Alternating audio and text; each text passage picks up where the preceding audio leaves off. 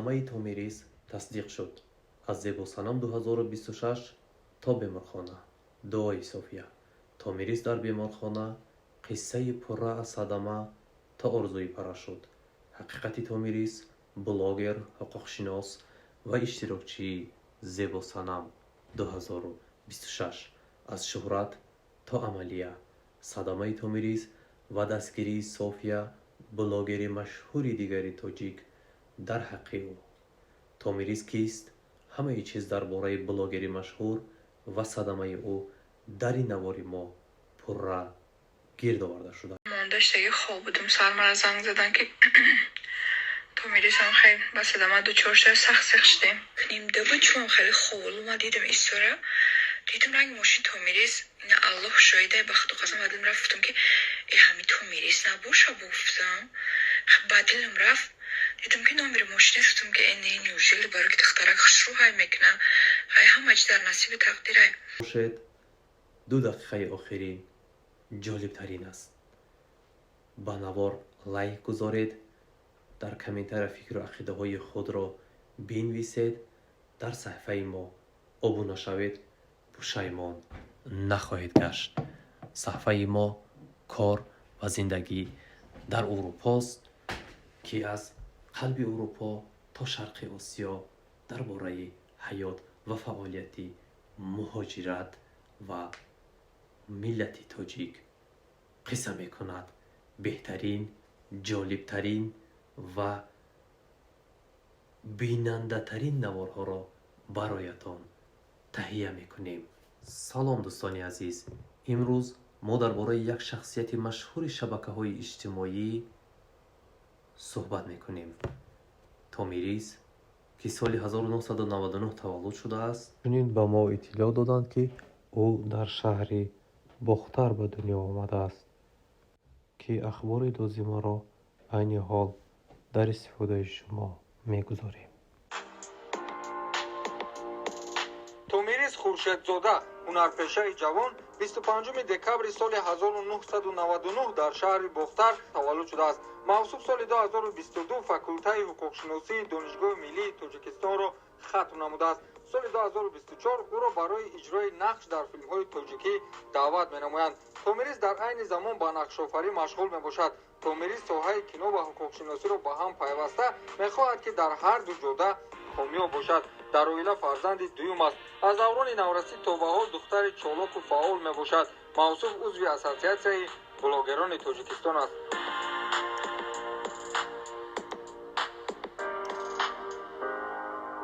خورشیدزاده تومیریز در واقع به مقابل سمت حرکت راه برآمده با ماشین او در واقع پمیخ می‌دهد و این سبب می شود که خورشیدزاده تومیریز در درخت کناری راه با سرعت بلند برمیخورد و پس از چند لحظه حادثه ناظران منطقوی در آنجا حاضر می شوند. اهالی نیز مردمی قطاری نیز به نزد ماشین می آیند تا با کمکی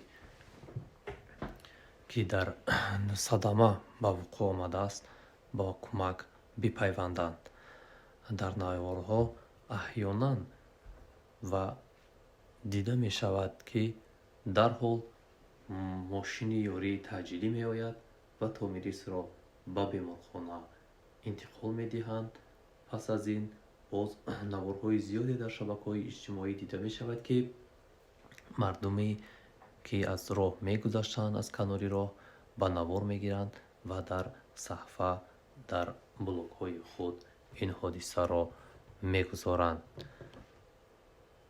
او یکی از بلاگران جوان و مشهور به حساب می رود. با ویدیوهای جالب خود مخصوصاً از سفرهای خارجی و لحظه های زندگی روزمره یعنی که هر روزه خود توانسته است دقت هزاران تماشابین را به خود جلب نماید. شمارای پیروان او در شبکه‌های اجتماعی اساساً در صفحه اینستاگرام خود زیاده از 300,000 نشان داده شده است.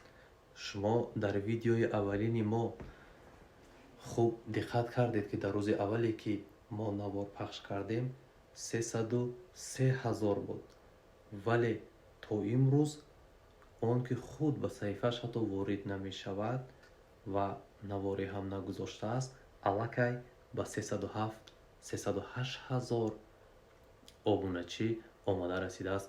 ин яъне чӣ? Яъне маҳбубият, дӯстдорӣ дар байни халқ, яъне ки пайравонаш, обуначионаш то ҳанӯз доранд ӯро дунболагирӣ мекунанд ва пайваста дар борааш меандешанд, фикр мекунанд ва ҷӯёву хоҳиши он ҳастанд, ки дубора ба саҳна ва ба саҳифаи худу ба ин ҳаёт боз баргардад. ин нишон медиҳад, ки ӯ дар фазои интернет мавқеи устувор дорад. услуби хоси либоспӯшӣ ва тарзи пешниҳоди контент ӯро аз дигарон фарқ мекунонад. воқеан ин ҷолибияти саҳифаҳои интернетӣ ҳамин аст, ки бояд як чизи нав барои бинандагон пешниҳод кунӣ. ҳамоне ки як чизи нав вақте ки дар воқеъ пешниҳод ва тавлид мешаваду барои бинанда пешкаш мешавад, вақте қабул мекунанд, дигар ту аз дили бинандагонат дур намешавӣ. яке аз ҷанбаҳои муҳими зиндагии Томирис таҳсил дар соҳаи ҳуқуқшиносӣ, яъне юристӣ мебошад. ин маълумот ба мою шумо нишон медиҳад, ки ӯ на танҳо шахси эҷодкор, балки дорои дониши академӣ низ аст. гарчанде ки фаъолияти асосии ӯ блогерӣ аст, таҳсилоти ҳуқуқшиносӣ дар ташаккули шахсияти ӯ нақши муҳим бозидааст. яъне ки вақте ки инсон мехонад, таҳсил карда мешавад, маълумот мегирад, чӣ як инсони комил ба воя мерасад. баъдан як инсони комил мешавад, яъне ки ба шахсияташ низ нақши муҳим бозидааст. илова бар болои блогерӣ, Томирис дар филмҳо низ иштирокӣ фаъолона дорад. ин таҷриба имконият дод, ки истеъдоди ҳунарии худро нишон диҳад ва аудиторияи худро боз ҳам васеътар намояд. ҳузури ӯ дар соҳаи кино ва наворҳои хурди тарбиявӣ, роликҳо аз серҷанбабинандатарин шахсияташ шаҳодат медиҳад. шаҳбозҷон бародар ино хориҷия нафаҳмидесан ки чӣ фармош додесан. хеле кутта буд. Так, стоп. Чӣ гуфтӣ? При чём тут хориҷӣ? Русина намефаҳмӣ, не работай. ай, апа шумо тоҷике? Издеваешься? Чӣ? Надидести? апа шумо забони тоҷикиро шикаста омехта гап задесем. ман фикр кардам ки шумо хориҷӣ. Какая разница, ман чӣ гап мезанам? Ту кори хитаку? шаҳбозҷон хеле саркор мекунад. Эй, иҷа биё. Что это значит? Шефа фарёд кун.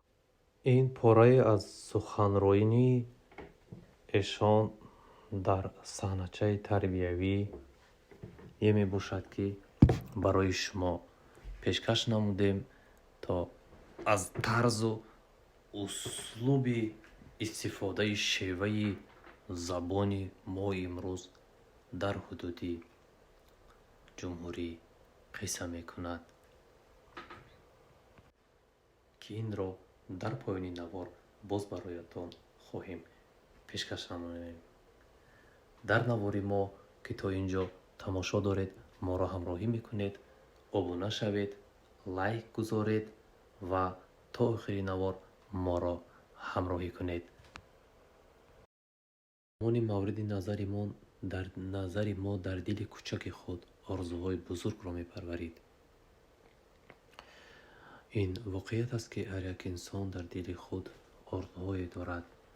қаҳрамони мо ҳамеша орзу мекард, ки дар парашют савор шуда аз баландиҳо парвоз намояд. ҳар инсон орзуҳои худро дорад. яке аз орзуҳои ҷолиби Томирис جهیدن از پاراشوت بود. این آرزو نشان می‌دهد که او شخص جسور و دوستدار احساساتی نو میباشد.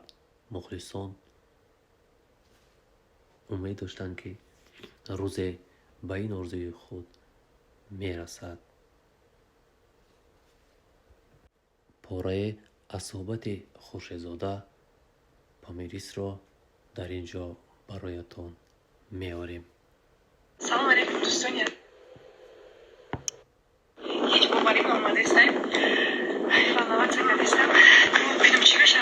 یکی میمونم بعد یمی آرزومو عملی کردم. سلام علیکم دوستان. یکی آرزوی عملی کردم. هیچ باوری آماده استم. والله چقدر استم. ببینم چی بشه. یکی میمونم بعد یمی آرزومو عملی کردم. مورد نظری ما دوباره با پا خیزد و با آرزوهای خیش برسد.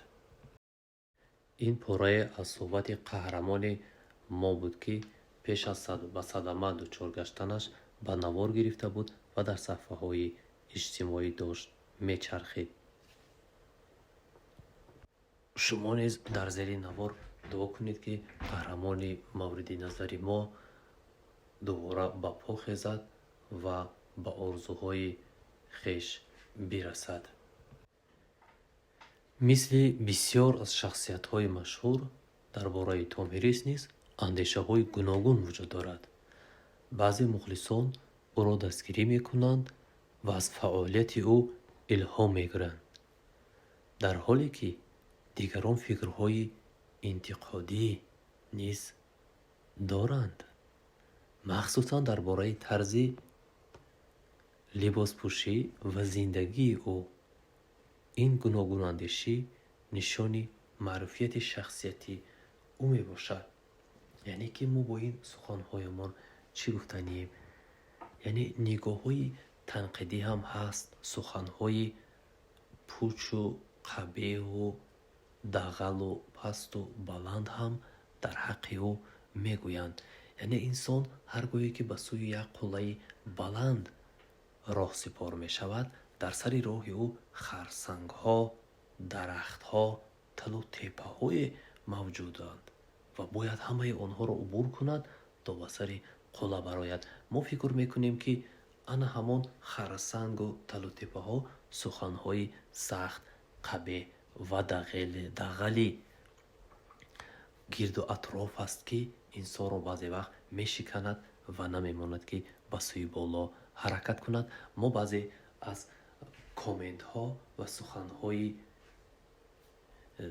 طرفداران و انتقادگرانی ایشان را در اینجا برایتان میاریم. ویدیویی که همگی 2 روز پیش در صفحه کار و زندگی در اروپا گذاشته شده است، در زیرش حدودی 147 کامنت درباره تومیریس کاریدند. این لحظه وارد میشویم و از اول برایتان میخوانیم. مارک نوشته است: الله مهربان شفای کامل و عاجل نصیبشان گرداند. شهاب نوشته است: خدا جان شفای کامل عطا کنشان. آمین. دوشنبه می نویسد: الله شفا بدهد. فریدون نوشته است: من یک مادرم و شما صحت و سلامت خواهانم، خداوند شفا دهد. سمیه می نویسد: الله شفا بده. مهراب می نویسد: الهیم شفای کامل بده خواهر جان. مرجانه می نویسد: شفا می خواهیم برای دختر جان، خداوند صحت کندانه. سمیر نوشته است: الله شفا دهد خواهرک مهربانی ما را. این خبر را شنیدیم به نهایت ضیق شدیم. سعدی زاده نوشته است: خداوند شفای کامل عطا گرداند. انوشیروان نوشته است: аз Аллоҳ дур нашен. ҳама вақт дар фикри Аллоҳ бошен, на ин ки дар фикри ютуб.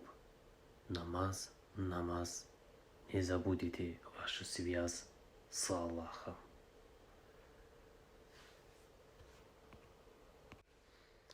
иван менависад: раҳи худованд каҷ нарав, задани Аллоҳ садо надорад. иншоалло баъди садама роҳи рост интихоб мекунед. дигар бенамоз берӯза намегардед. чӣ хеле ки баргардем, бозгаштан ба сӯи Аллоҳ аз азобашам сахт аст. иншоалло ин коммента мехонаду духтараки хуб мешавад. нафари дигари мо менависад: бисёр дилхон аст аз рӯи комменташ. оҳ то мирис, вой чо кадед, вой, Аллоҳ шифои комил буда. шурик навистааст: хас каму ҷаҳон пок. чашм расид ба духтари хушрӯ. ғарибача менависад: ина ҳосили дунё, мисли бузи кӯҳӣ ба ин тараф ба он тараф мезанед, худро оқибаташ ҳамин аст. нафари дигар бо номи фирӯза нависад: суханҳои бад нагӯем, ҳамаи мо мирандаем. хуб бинандагон, ҳамин гуна наворҳо, ҳамин гуна шарҳҳо, ҳамин гуна комментҳо бениҳоят зиёд аст. шумо дар бораи ин комментҳое ки якчанд ташро ман гулчин карда хондам бароятон, фикру ақидаҳои худро хоҳиш мекунем дар зери навор нависед. кадом комментҳо хуб буд, кадомаш бад буд, оё онҳо дуруст мегуфтанд дар ҳаққи эшон ё на. барои ин ҳарфи дар бораи обсуждат ва таҳлил кардани ин нафар ва комментҳоро ба худи шумо вомегузорам. шумо худатон хулоса кунед ва дар зери коммент нависед ки кӣ фикри хуб кард ва кӣ фикри бад доштанд дар ин маврид. хуб бинандагон, айни ҳол мо ба нуқтаи ҷолибтарини наворамон расидем. мо вақте ба саҳфаҳои дигари интернет ворид мешавем, дидем ки чӣ гуна мардум тариқи видео ҳатто сабт карда барои томирис тансиҳативу дубора ба ҳаёти солим баргаштанро таманно намуданду барояш саломатиашро барқарор намуданд таманнову орзуву дуову суханҳои хайр дар ҳаққаш карданд. намунаи барҷастатарини инро мо дар блогери маъруфи тоҷик дар саҳфаи София ки дар саҳфаи Инстаграм ҳудуди 5 миллион пайрав дорад, тариқи видео обращения карда барои томирис суханҳои хуб ва қобили қабул низ задааст ки айни ҳол бароятон пешкаш менамоем ва дар бораи гуфтор сухан кардани ин зани тоҷик чӣ ақида доред? боз дар коммент нависед. салому алайкум, иншалло рӯзи ҳамагӣ бахайр бошад. рости шавки ман раки кардам, растам, худора шукр, соку саломат.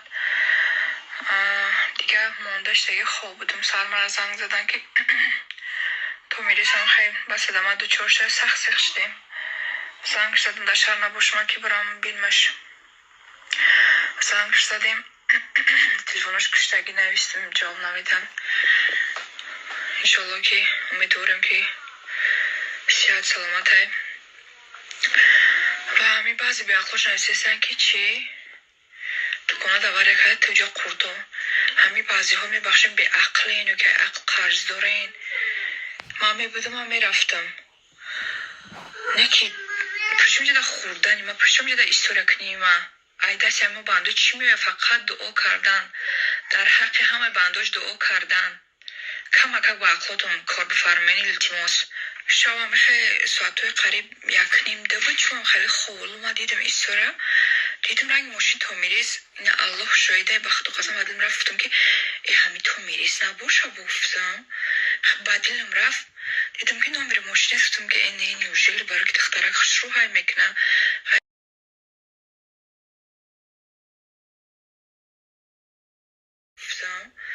ба дилм рафт, дидам ки номери мошинест, гуфтам ки неужели барои ки духтарак хушрӯ ҳай мекуна.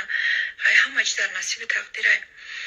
کمی سحر سحرم نما دیر خستم زنگم زدن که مقصد سوق سلامت رسیدی شاو برگ ما شاو راکی بود رای دروز راکی کردیم گفتم که گفتن تو میریسم خلیشتر سخت زیخ شدم اینجا آنتنا سسته میدونه که طرف قشلوقا آنتنا سستن دیگه زیخ شدم برایم که همه وقت در حقشون دعاگو باشیم الله هیچ وقت در سر یکون کس مصیبت نیویا با روی مصیبت آمدن یک کسم خرسندم نشین هر آدم هر مصیبت در سرش میویا برایم که فقط دعاگو باشین الله شفای کاملش داده کنم خب دوستان عزیز اگر این ویدیو به شما پسند آمد لایک گذارید زنگولچه را نیز پخش کنید به کانال ابونه شوید فکر و ملاحظه های خود را در شرح ها یعنی در کامنتاریا فکراتان بنویسین بیاید همه یک جای برای شفای یافتن زودتری تومیریس دعا کنیم تا دیداری نوبتی سلامت سربلند خانه آباد پیروز باشید الهی خانه‌تان پوری پول شود کوزه‌چه هایتان پوری تنگ شود سلامت باشید